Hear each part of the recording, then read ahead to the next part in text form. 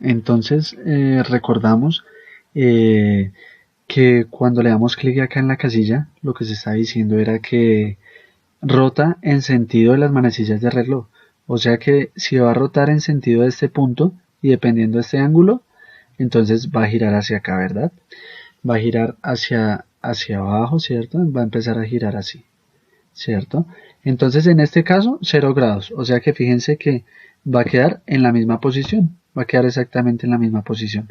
Acá abajo vamos a tener un texto que nos va a decir, bueno, está girando con respecto al punto tal, tantos grados, y si es en sentido o si es en sentido contrario, ¿listo? Para tenerlo presente. Entonces vamos a empezar a aumentar esto.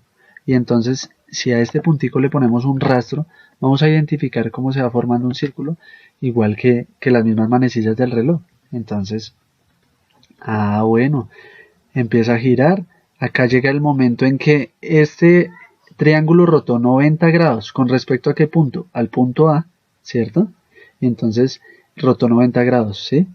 Entonces, este triángulo rotó 90 grados. No solo con respecto a este segmento, ¿verdad?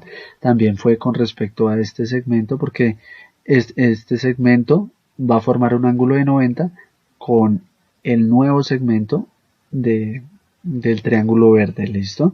Y de igual forma con el ángulo formado entre el segmento AB y el segmento AF, que sería la nueva posición, ¿sí?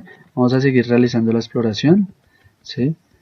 Y entonces ahí vemos como el ángulo va aumentando, ¿cierto? Lo tenemos de tres formas el ángulo, por medio del deslizador, por medio de una etiqueta, ¿sí? Un título acá y por medio de este texto, ¿sí? Vemos que los tres coinciden, ¿sí? Entonces vemos que va dando la vuelta, va aumentando los grados hasta llegar a los 360 que queda en su posición inicial. Entonces fíjense que en sentido de las manecillas del reloj, al rotar con respecto a, hay dos formas en que queden en su punto original, o cuando el ángulo sea 360 o cuando el ángulo sea 0, ¿verdad? Entonces esto lo podemos deslizar en una iPad, en una tablet, en el computador. En este caso yo estoy en un computador, entonces lo empiezo a deslizar con el cursor del mouse, ¿sí? Lo pueden deslizar con la tablet también, como lo mencioné anteriormente, ¿cierto?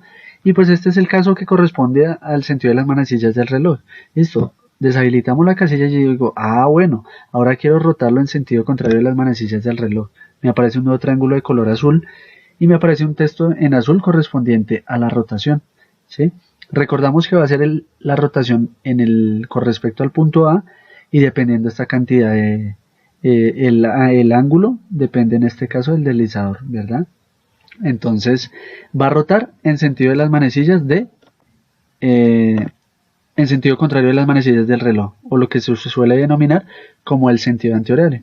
Entonces si lo deslizamos, va a ir en sentido contrario, ¿cierto?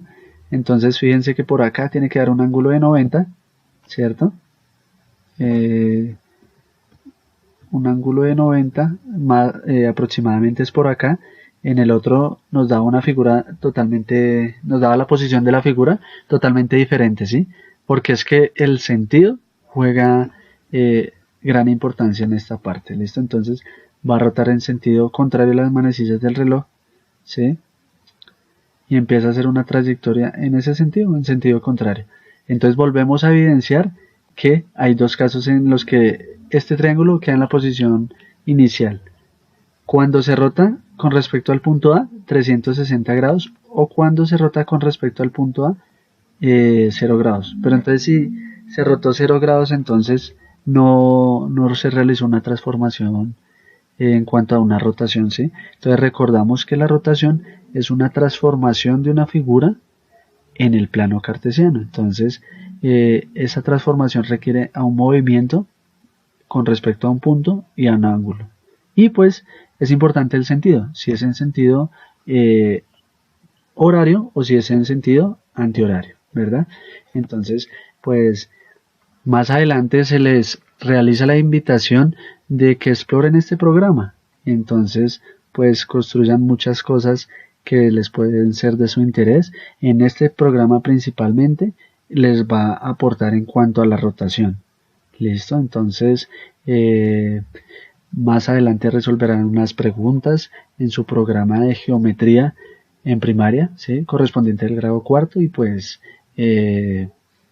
espero les haya servido bastante y